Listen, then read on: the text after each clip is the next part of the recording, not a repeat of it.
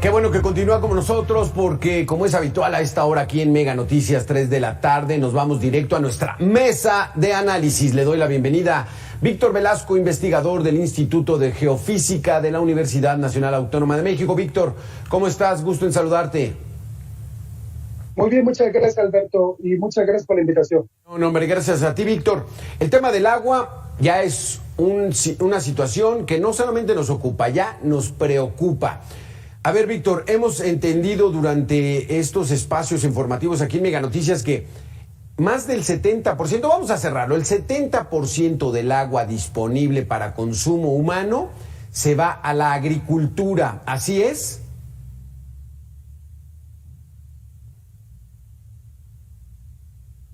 ¿Ahí me escuchas? Ya se frició. Sí, perdimos, bueno, se congeló la imagen ahí de Víctor Velasco. Esta es una paradoja, porque no podemos quitarle agua a los sembradíos, a los cultivos, porque de ahí tenemos frutas, legumbres, verduras de consumo. Y entonces vamos a tener que entrar en una situación en la que hacemos. Y la industria ni se diga. O sea, a la industria pues hay que quitarle agua porque consumen mucha agua para enfriar sus maquinarias, para lo que sigue. Y entonces ahí es donde, ¿qué es lo que vamos a hacer? ¿Qué es lo que vamos a hacer? Pero mientras restablecemos información con Víctor Velasco, vámonos a la siguiente información sobre el mismo tema. La crisis del agua, la alerta de las sequías. Retomamos nuestra mesa de análisis. Le doy la bienvenida a Guillermo Berlanga, activista. ¿Qué tal, Guillermo? ¿Cómo estás? Gusto en saludarte. Al contrario, a tus órdenes. Me da gusto estar con ustedes. Muchísimas gracias. Un tema que no solamente nos ocupa, sino ya nos está preocupando, Guillermo, lo del agua. Entonces, exponía yo, de lo que hemos aprendido en estas notas aquí en Mega Noticias es de que el 70% del agua disponible para consumo humano se va a la agricultura. Pero difícilmente podemos quitarle esa agua a esta actividad, porque si no, ¿de dónde vamos a sacar frutas, legumbres, verduras, Guillermo? ¿Así es? Sí, bueno, tú entiendes perfectamente que el consumo del agua pues es totalmente democrático, o sea, todos tenemos derechos, es un bien encaminado a resolver el problema cotidiano de subsistir. Y ahí debe existir un equilibrio entre factores productivos. Ahí entra la agricultura, la industria, todas las actividades del ser humano. Desafortunadamente, pues el agua se ha vuelto un negocio de incalculable valor y ha agregado el factor de la corrupción y de los negocios chuecos al amparo de la distribución del agua.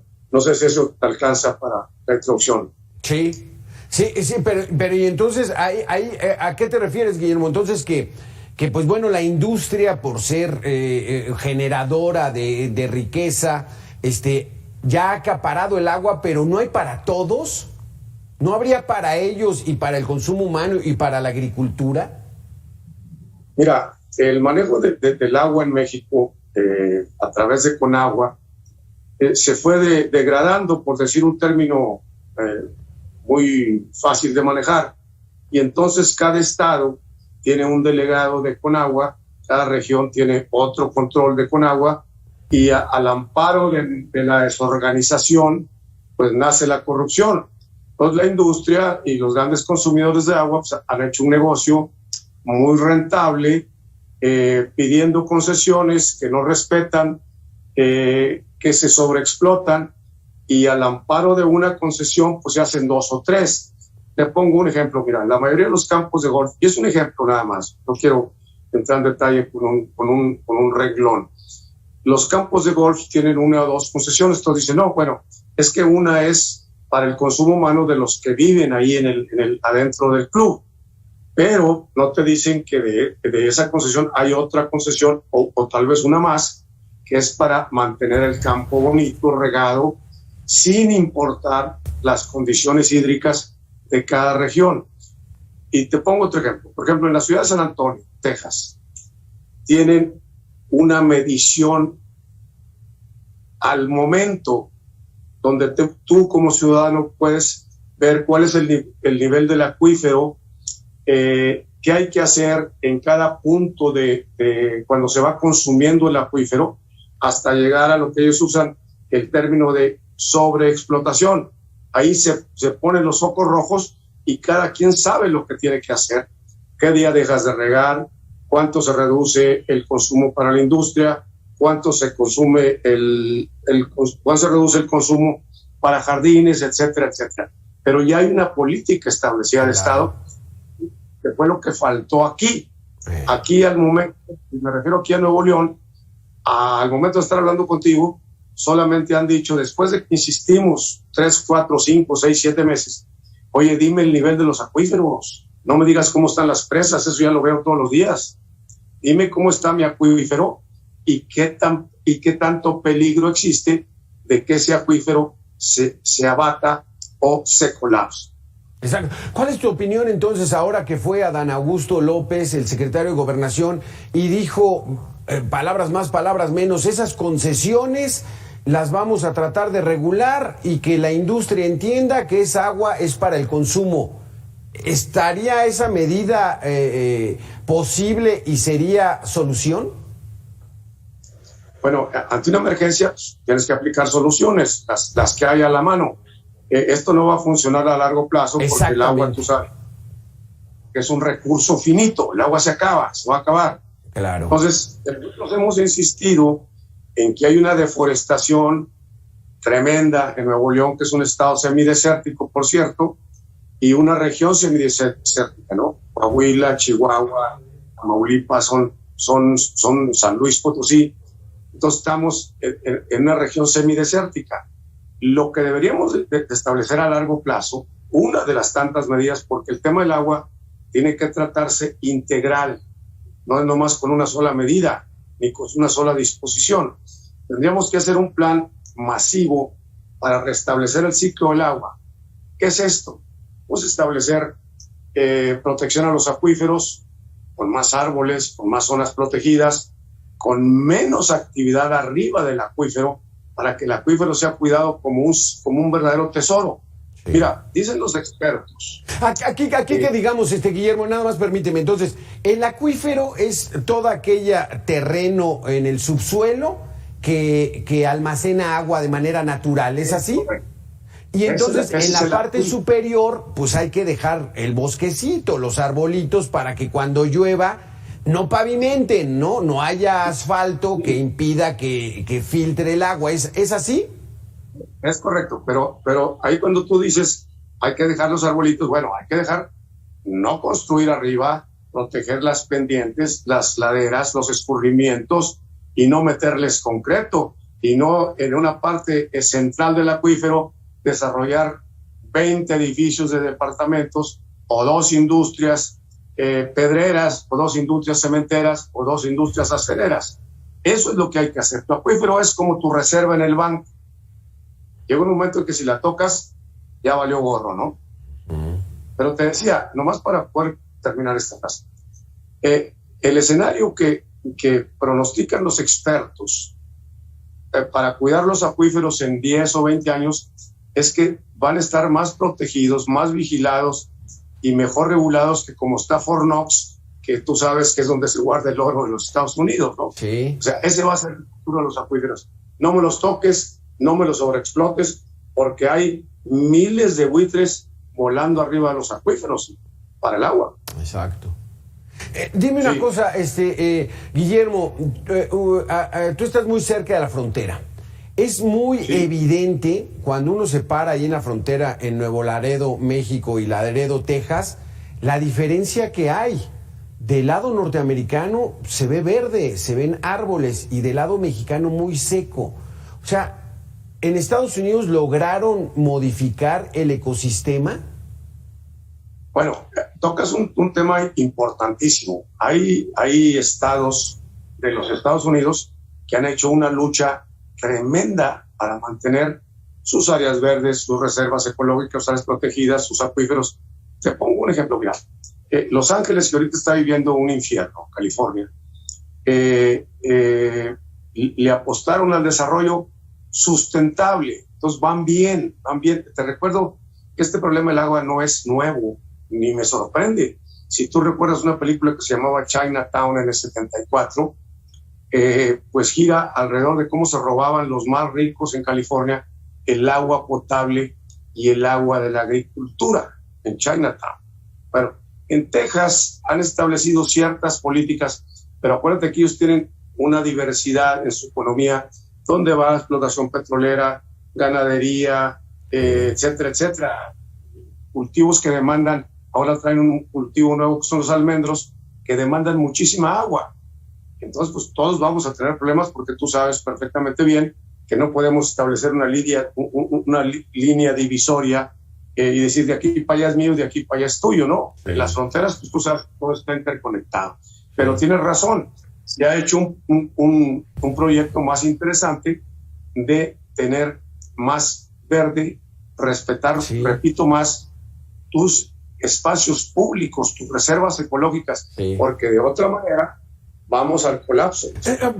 Porque se nota en Estados Unidos, o sea, el mismo terreno que hay en Nuevo Laredo es el mismo que hay en Laredo, Texas, pero allá incluso se ven hasta bosques artificiales, o sea, cultivan bosques especiales para que jale la lluvia y eso les ha servido a los tejanos, ¿no? Y de este lado, pues estamos a la buena de Dios, si llueve, pues qué bueno, y si no, pues nos aguantamos. Mira, te pongo un ejemplo, no sé si alguna vez has estado en la región de Mexicali, es el mismo fenómeno, tú vas por el desierto, el pleno desierto, y te van avisando, no prende el aire porque le puede prender su carro, no prende el aire y mantenga tal, cheque la temperatura, y vas por el desierto, subes a un vallecito y de repente caes en el paraíso, que es la zona verde del Valle de Mexicali, donde se cultiva de todo.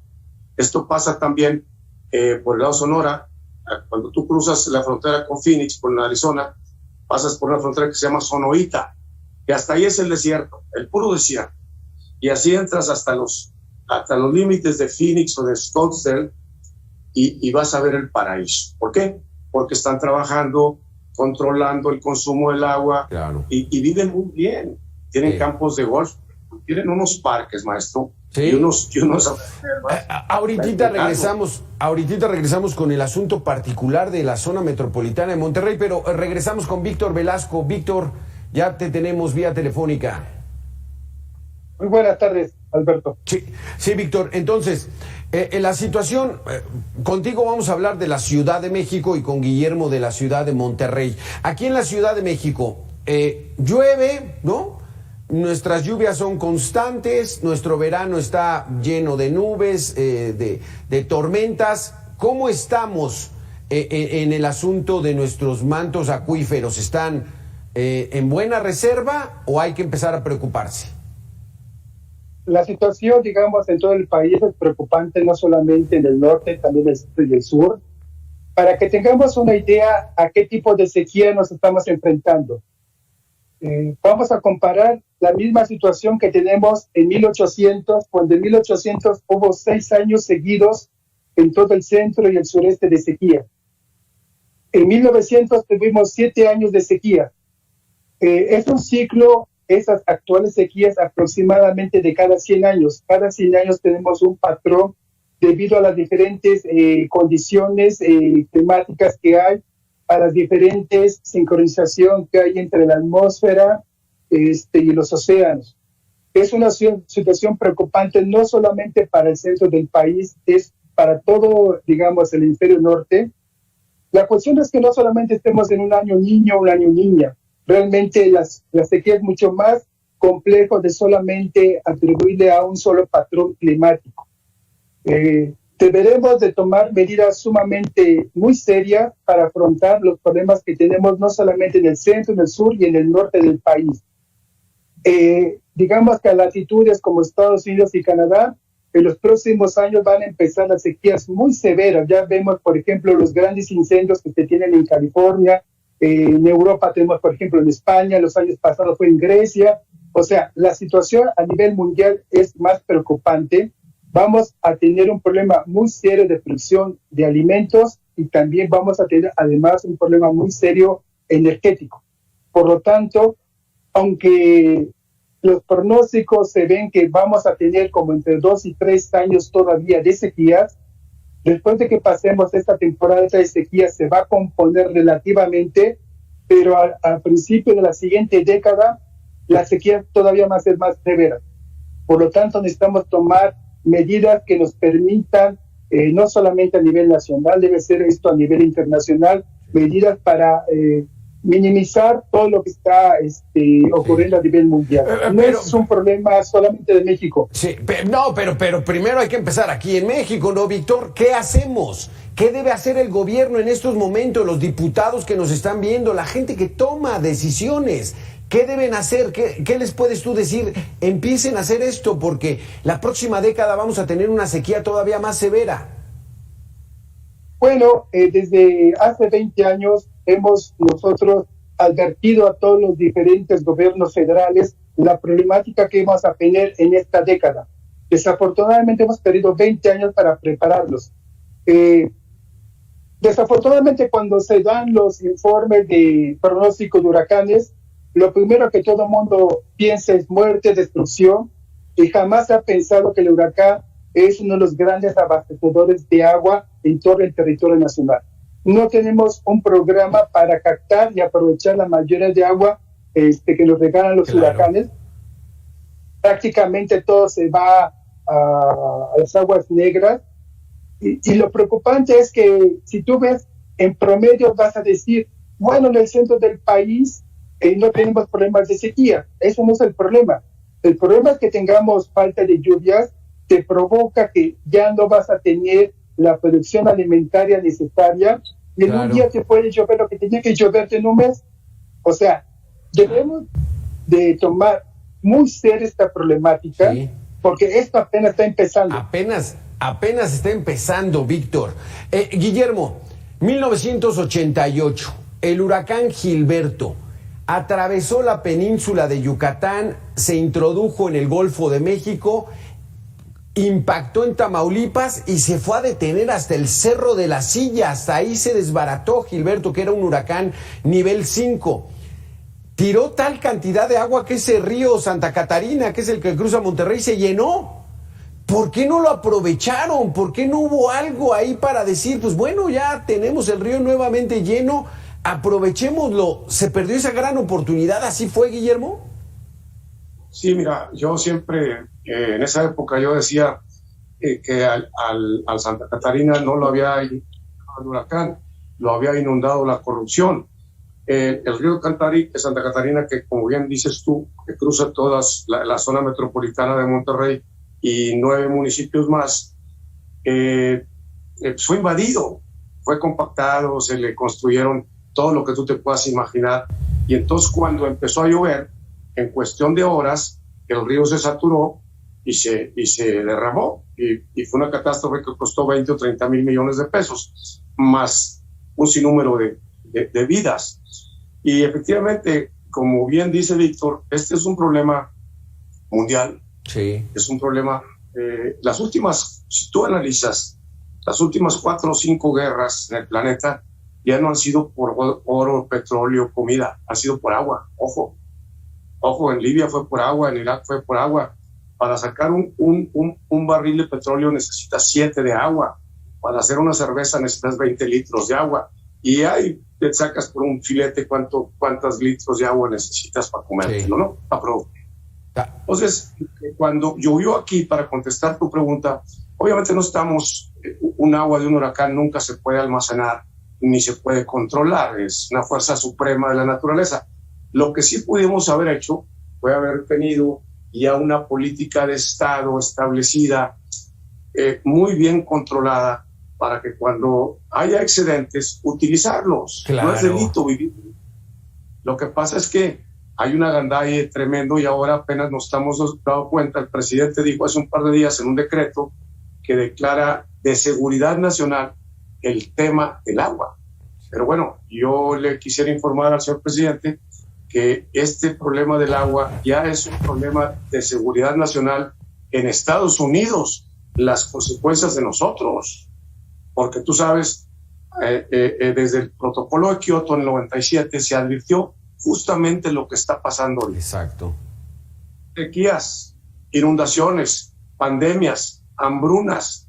Hay otro fenómeno, el que acaba de pasar hace 2 días en Kentucky. Una lluvia atípica destruyó Kentucky. No saben cuántos muertos. Sí. Hay más de 10 casas destruidas, fíjate bien. Sí. Muertos van 50, pero están hablando el gobernador y las autoridades que hay cientos o miles de desaparecidos en una lluvia atípica. Ese es otro fenómeno que no hemos mencionado aquí hoy. Exacto. Es el fenómeno del cambio climático. Sí, ¿qué tema tan interesante? Desafortunadamente se nos acabó el tiempo. Víctor Velasco, investigador de la UNAM, muchísimas gracias. Guillermo Berlanga, activista. Vamos a seguir platicando de esto porque tenemos que poner los puntos sobre la mesa porque hay que hacer algo. Porque de lo contrario, quién sabe a dónde vamos a parar. Gracias a los dos por haber estado con nosotros. Al contrario, un Muchas placer. gracias por la invitación.